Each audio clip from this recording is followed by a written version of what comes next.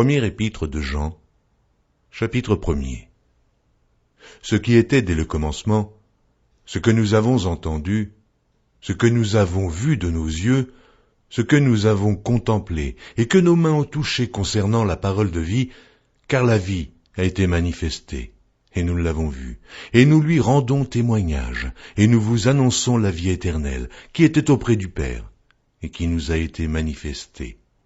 Ce que nous avons vu et entendu, nous vous l'annonçons à vous aussi, afin que vous aussi, vous soyez en communion avec nous. Or, notre communion est avec le Père et avec son Fils, Jésus-Christ. Et nous écrivons ces choses afin que notre joie soit parfaite. La nouvelle que nous avons apprise de lui et que nous vous annonçons, c'est que Dieu est lumière, qu'il n'y a point en lui de ténèbres. Si nous disons que nous sommes en communion avec lui, et que nous marchions dans les ténèbres, nous mentons, et nous ne pratiquons pas la vérité. Mais si nous marchons dans la lumière, comme il est lui-même dans la lumière, nous sommes mutuellement en communion, et le sang de Jésus, son Fils, nous purifie de tout péché. Si nous disons que nous n'avons pas de péché, nous nous séduisons nous-mêmes, et la vérité n'est point en nous. Si nous confessons nos péchés, il est fidèle et juste pour nous les pardonner, et pour nous purifier de toute iniquité. Si nous disons que nous n'avons pas péché, nous le faisons menteur, et sa parole n'est point en nous. Première épître de Jean, chapitre 2. Mes petits enfants, je vous écris ces choses afin que vous ne péchiez point. Et si quelqu'un a péché, nous avons un avocat auprès du Père, Jésus-Christ, le juste. Il est lui-même une victime expiatoire pour nos péchés, non seulement pour les nôtres, mais aussi pour ceux du monde entier. Si nous gardons ses commandements, par là nous savons que nous l'avons connu. Celui qui dit « je l'ai connu » et qui ne garde pas ses commandements est un menteur, et la vérité n'est point en lui. Mais celui qui garde sa parole, l'amour de Dieu est véritablement parfait en lui. Par là, nous savons que nous sommes en lui. Celui qui dit qu'il demeure en lui doit marcher aussi comme il a marché lui-même. Bien-aimés, ce n'est pas un commandement nouveau que je vous écris, mais un commandement ancien, que vous avez eu dès le commencement. Ce commandement ancien, c'est la parole que vous avez entendue. Toutefois, c'est un commandement nouveau que je vous écris. Ce qui est vrai en lui et en vous, car les ténèbres se dissipent, et la lumière véritable paraît déjà. Celui qui dit qu'il est dans la lumière et qui est son frère est encore dans les ténèbres.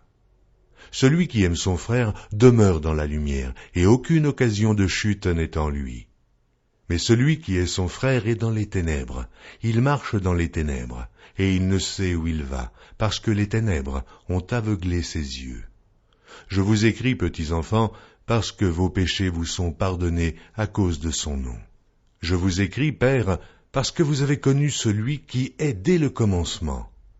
Je vous écris, jeunes gens, parce que vous avez vaincu le malin. Je vous ai écrit, petits enfants, parce que vous avez connu le Père.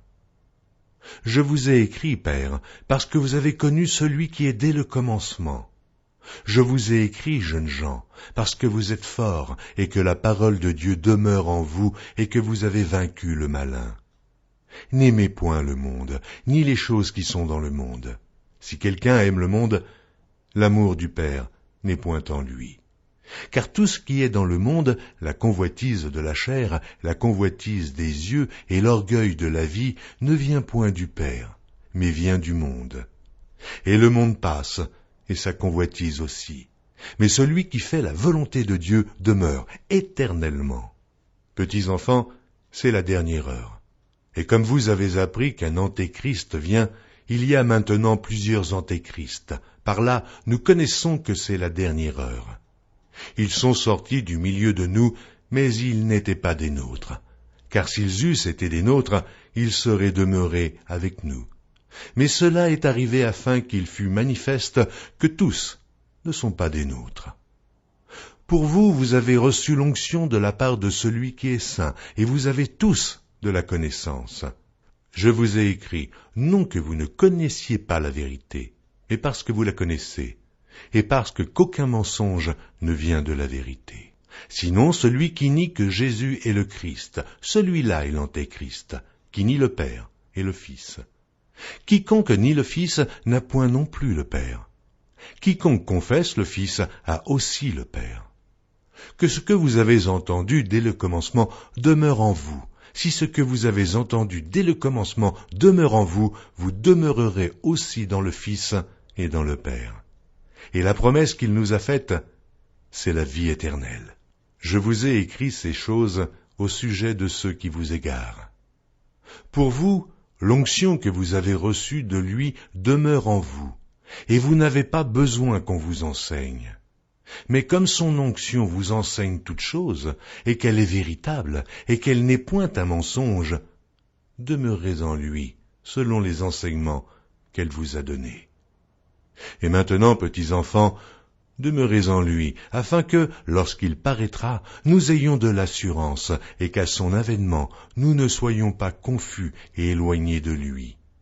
Si vous savez qu'il est juste, reconnaissez que quiconque pratique la justice est né de lui. Première épître de Jean, chapitre 3. Voyez quel amour le Père nous a témoigné pour que nous soyons appelés enfants de Dieu. Et nous le sommes. Si le monde ne nous connaît pas, c'est qu'il ne l'a pas connu. Bien-aimés, nous sommes maintenant enfants de Dieu, et ce que nous serons n'a pas encore été manifesté. Mais nous savons que, lorsque cela sera manifesté, nous serons semblables à lui, parce que nous le verrons tel qu'il est. Quiconque a cette espérance en lui se purifie, comme lui-même est pur. Quiconque pêche transgresse la loi, et le péché est la transgression de la loi. Or, vous le savez, Jésus apparut pour ôter les péchés, et il n'y a point en lui de péché. Quiconque demeure en lui ne pêche point, quiconque pêche ne l'a pas vu et ne l'a pas connu. Petits enfants, que personne ne vous séduise. Celui qui pratique la justice est juste, comme lui-même est juste. Celui qui pêche est du diable. Et le diable pêche dès le commencement. Le Fils de Dieu apparut afin de détruire les œuvres du diable. Quiconque est né de Dieu ne pratique pas le péché, parce que la semence de Dieu demeure en lui, et il ne peut pécher, parce qu'il est né de Dieu. C'est par là que se feront reconnaître les enfants de Dieu et les enfants du diable. Quiconque ne pratique pas la justice n'est pas de Dieu, non plus que celui qui n'aime pas son frère. Car ce qui vous a été annoncé est ce que vous avez entendu dès le commencement. C'est que nous devons nous aimer les uns les autres, et ne pas ressembler à Caïn, qui était du malin et qui tua son frère. Et pourquoi le tua-t-il? Parce que ses œuvres étaient mauvaises, et que celles de son frère étaient justes. Ne vous étonnez pas, frères, si le monde vous hait. Nous savons que nous sommes passés de la mort à la vie, parce que nous aimons les frères.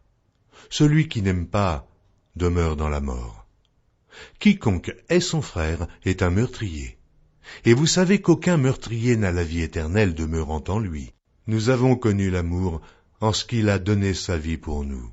Nous aussi, nous devons donner notre vie pour les frères. Si quelqu'un possède les biens du monde, et que, voyant son frère dans le besoin, il lui ferme ses entrailles, comment l'amour de Dieu demeure-t-il en lui? Petits enfants, n'aimons pas en parole et avec la langue, mais en action et avec vérité. Par là nous connaîtrons que nous sommes de la vérité, et nous rassurerons nos cœurs devant lui. Car si notre cœur nous condamne, Dieu est plus grand que notre cœur, et il connaît toutes choses. Bien-aimés, si notre cœur ne nous condamne pas, nous avons de l'assurance devant Dieu. Quoi que ce soit que nous demandions, nous le recevons de lui, parce que nous gardons ses commandements et que nous faisons ce qui lui est agréable. Et c'est ici son commandement, que nous croyions au nom de son Fils Jésus-Christ, et que nous nous aimions les uns les autres selon le commandement qu'il nous a donné. Celui qui garde ses commandements demeure en Dieu, et Dieu en lui. Et nous connaissons qu'il demeure en nous par l'Esprit qu'il nous a donné. Première épître de Jean, chapitre 4. Bien-aimés, n'ajoutez pas foi à tout esprit, mais éprouvez les esprits pour savoir s'ils sont de Dieu. Car plusieurs faux prophètes sont venus dans le monde. Reconnaissez à ceci l'Esprit de Dieu. Tout esprit qui confesse Jésus-Christ venu en chair est de Dieu. Et tout esprit qui ne confesse pas Jésus n'est pas de Dieu. C'est celui de l'Antéchrist dont vous avez appris la venue et qui maintenant est déjà dans le monde. Vous, petits enfants, vous êtes de Dieu, et vous les avez vaincus parce que celui qui est en vous est plus grand que celui qui est dans le monde. Eux, ils sont du monde. C'est pourquoi ils parlent d'après le monde, et le monde les écoute. Nous sommes de Dieu. Celui qui connaît Dieu nous écoute. Celui qui n'est pas de Dieu ne nous écoute pas. C'est par là que nous connaissons l'esprit de la vérité et l'esprit de l'erreur. Bien-aimés, aimons-nous les uns les autres, car l'amour est de Dieu, et quiconque aime est né de Dieu et connaît Dieu. Celui qui n'aime pas n'a pas connu Dieu, car Dieu est amour.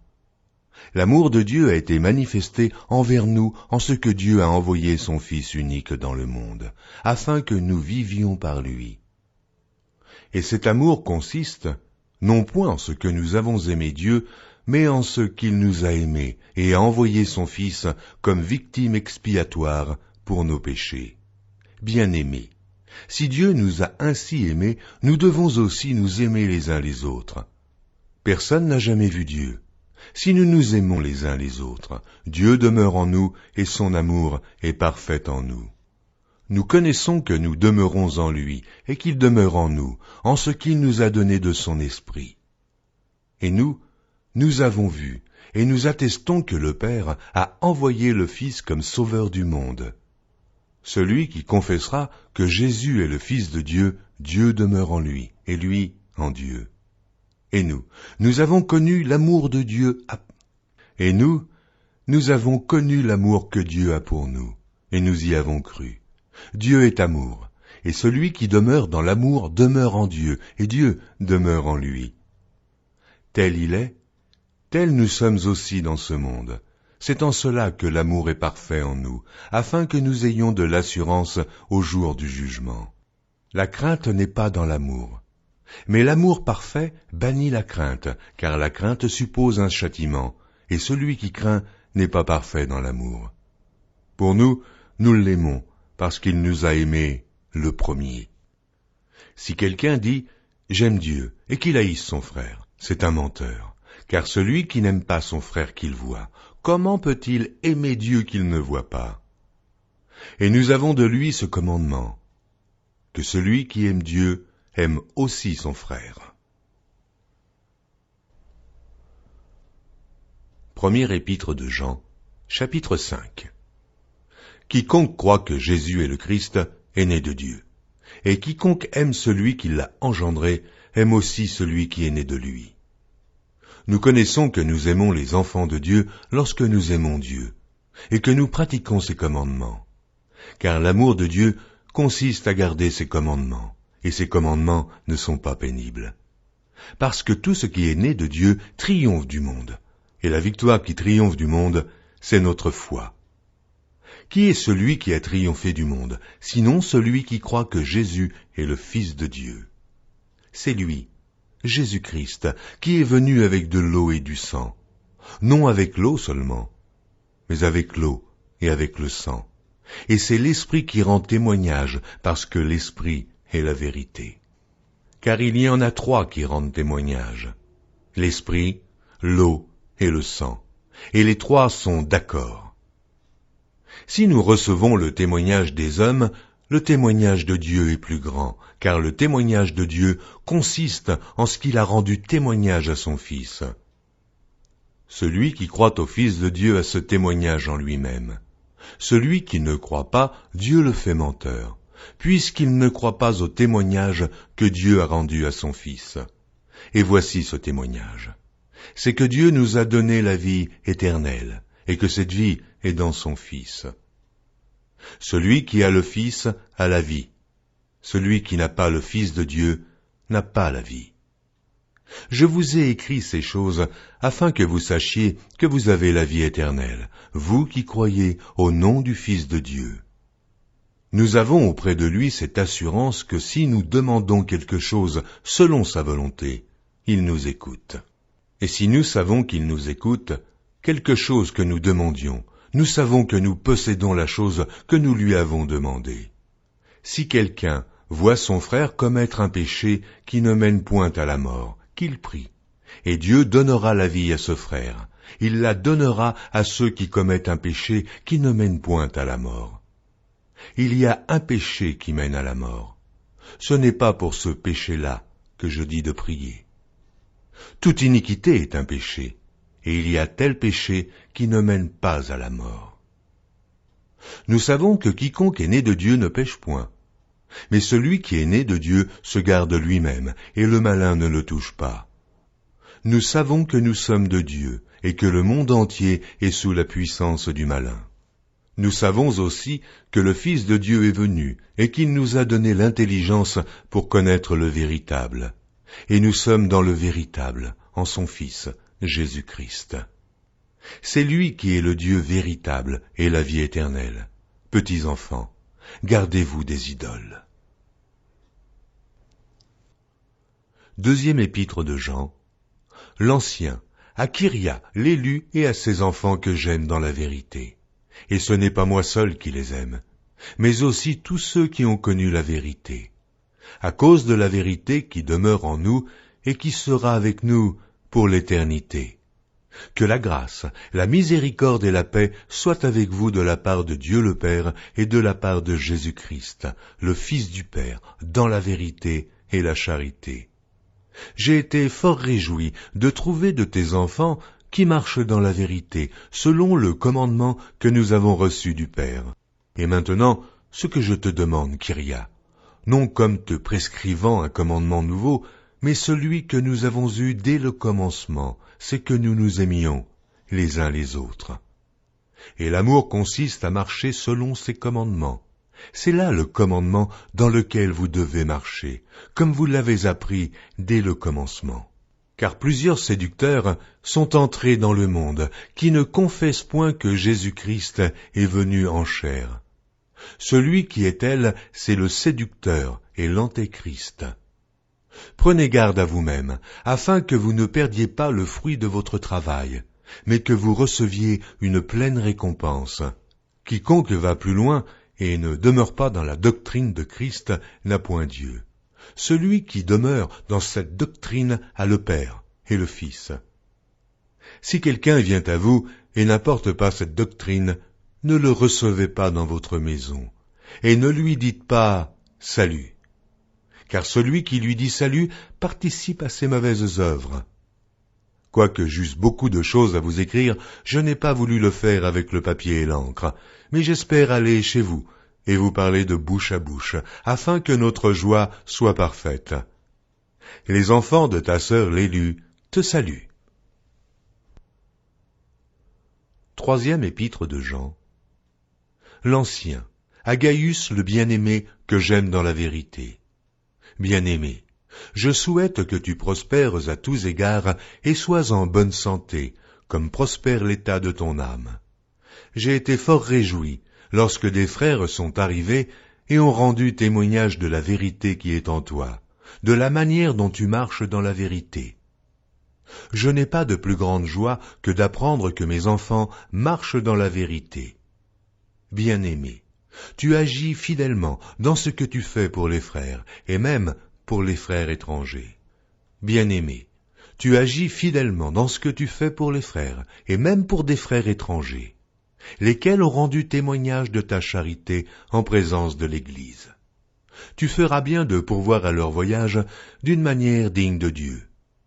Car c'est pour le nom de Jésus-Christ qu'ils sont partis sans rien recevoir des païens. Nous devons donc accueillir de tels hommes, afin d'être ouvriers avec eux pour la vérité.